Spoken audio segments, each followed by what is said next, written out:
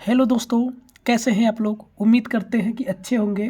तो दोस्तों, आज हम मैथ में परसेंटेज के बहुत ही इंपॉर्टेंट क्वेश्चन को करने वाले हैं। तो चलिए, आज का पहला क्वेश्चन दिया है कि 30% की कमी करने के बाद किसी वस्तु का मूल्य 3500 रुपये हो जाता है। तो इसका वास्तविक मूल्य क्या होगा। यानी कि कोई वस्तु है, मान लीजिए कोई वस्तु है, उसके मूल्य में 30% की कमी करने के बाद उसका मूल्य 3500 हो जाता है। यानी कि वस्तु का वास्तविक मूल्य होता है जो 100% होता है। 100% में से 30% की कमी कर दिया गया है। 30% की कमी कर दी गई तो कितना बचा, 70% बचा। कितना बचा, 70%। तो इसी 70% का मान जो है, इस 70% का मान जो है ये 3500 दिया है। 3500 दिया है। तो अब इस पूछा है कि इसका वास्तविक मूल्य, यानी कि वास्तविक मूल्य जो होता है कितना होता है, 100% होता है। कितना होता है, 100% होता है। यानी कि हमें 100% का मान पूछा है।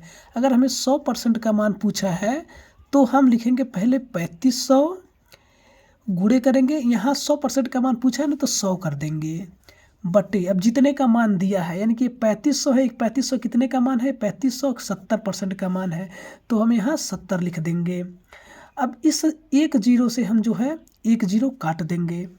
अब हम 7 से जब 35 में भाग देंगे तो यह हो जाएगा 5 बार में जाएगा। यानी कि यहाँ 500 बचा गुणे 10 बचा, यानी कि 500 गुणे 10 बराबर 5000 हो जाएगा। यानी कि वास्तविक मूल्य जो है वो 5000 हो जाएगा, जो कि विकल्प नंबर बी में दिया है। 5000 ही इसका राइट आंसर हो जाएगा।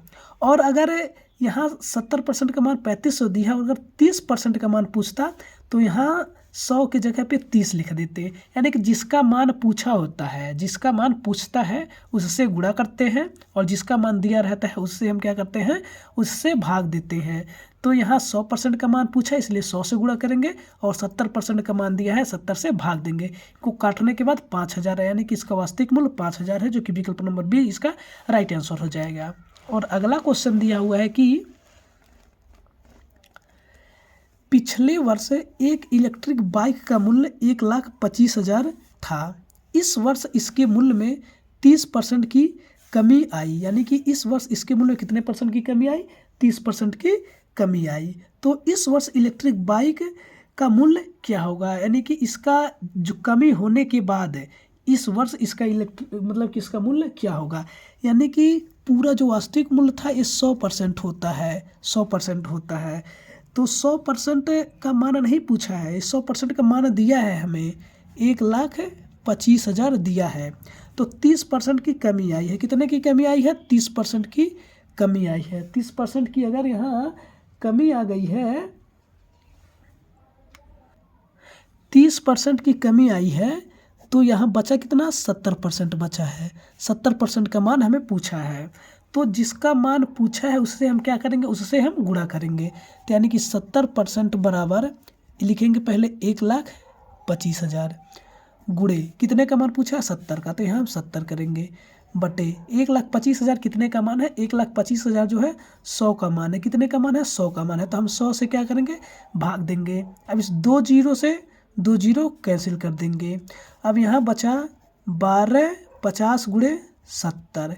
अब 1250 में जब हम 70 का गुणा करेंगे तो चलिए गुणा करके दिखा देते हैं। 7 बचे 35 के 5 हासिल 3 बचा, और 12 सते 84, 84 3 87 हुआ, और एक जीरो ये और एक जीरो ए, यानी कि एक जीरो ये हो जाएगा, एक जीरो ये हो जाएगा। यानी कि 87,500 इसका आया। यानी कि 70% जो मूल्य, यानी कि बाइक के मूल्य में 30% की कमी करने के बाद 70% बचा, तो 70% का मान जो है 87,500 है। यानी कि इस वर्ष इसका मूल्य जो है 87,500 है, जो कि विकल्प नंबर सी है, इसका राइट आंसर हो जाएगा। चलिए अगले क्वेश्चन की ओर बढ़ते हैं।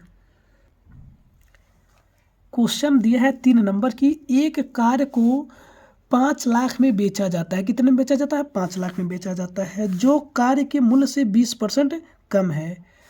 तो कार का मूल मूल्य क्या होगा, मूल मूल्य मतलब वास्तविक मूल्य क्या होगा, वास्तविक मूल्य पूछा है। यानी कि कार को 5,000 में जब 5 लाख में बेचा जाता है तो ये जो है 20% के कम के बराबर होता है। यानी कि पूरा वास्तविक मूल्य जो है कितना है, वास्तविक मूल्य जो है 100% है। 100% है तो 100% का मान हमें पूछा है। लेकिन ये जो 20% की कमी कर दी गई है, इसमें से 20% की कमी हुई है तो 80% पूछा है, 80% बचेगा। तो 80% का मान जो है हमें दिया है 5 लाख। कितना दिया है? 5 लाख दिया है। तो 100% का मान पूछा है तो हम लिखेंगे 100% का मान पूछा है ना, तो सबसे पहले हम यहाँ लिखेंगे 5 लाख। क्या लिखेंगे? 5 लाख गुणे जितने का मान पूछा है उससे हम गुणा कर देते हैं। तो 100 का मान पूछा है तो 100 का गुणा कर देंगे बटे ये 5 लाख जो है कितने का मान है? जो 5 लाख है 80 का मान है ना, तो हम यहाँ 80 लिख देंगे, 80 से भाग देंगे। जब एक यहाँ इसको काटेंगे कि 20 25 100 हो जाता है और 20 चौका 80 हो जाता है। अब हम 4 से 5 लाख में जब भाग देंगे तो चलिए हम भाग करके दिखाते हैं। 4 एकन्ने 4 हो जाएगा, यहाँ बचेगा 1 और 0 10 हो जाएगा, 4 दूना 8 हो जाएगा और यहाँ हो जाएगा 2 बचेगा यानी कि 20 हो जाएगा, 4 पच्चे 20 हो जाएगा, 3 0 बचा, 3 0 यहाँ लिख लेंगे, गुणे 5 हो जाएगा। अब 125 गुणे जब 5 करेंगे तो 625 होता है, यानी कि 125 पचे 625 और 3 0 को जैसे का तैसा उतार देंगे। यानी कि इसका वास्तविक मूल्य जो था वो 6,25,000 रुपये था, 6,25,000 रुपये था। और ये जो 5 लाख था ये 80% का मान था, ये जो 5 लाख था 80% का मान था। तो इसका वास्तविक मूल्य 6,25,000 आया, जो इसका विकल्प नंबर ए में दिया हुआ 6,25,000, यही इसका विकल्प नंबर ए जो है राइट आंसर हो जाएगा। और चलिए अगले क्वेश्चन की ओर बढ़ते हैं। और अगला क्वेश्चन दिया है कि 4 नंबर क्वेश्चन कह रहा है कि यदि किसी संख्या के 35% का 20% 240.8 है तो उस संख्या का 18% क्या होगा।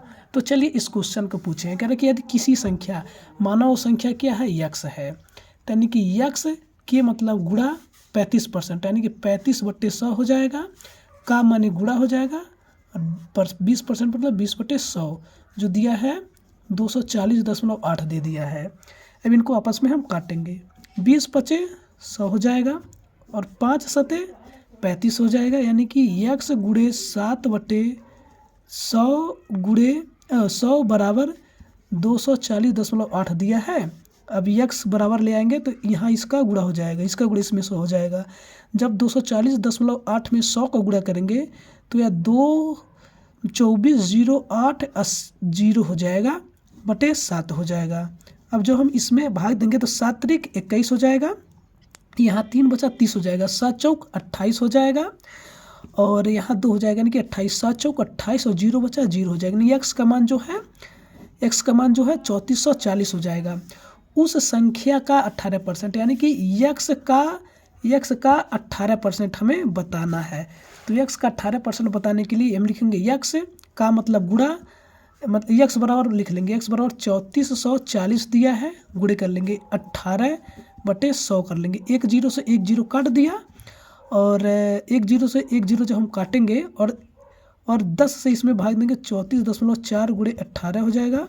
अब 34.4 में 18 से गुणा करेंगे तो ये 619.2 हो जाएगा, जो कि विकल्प नंबर बी है, इसका राइट आंसर हो जाएगा।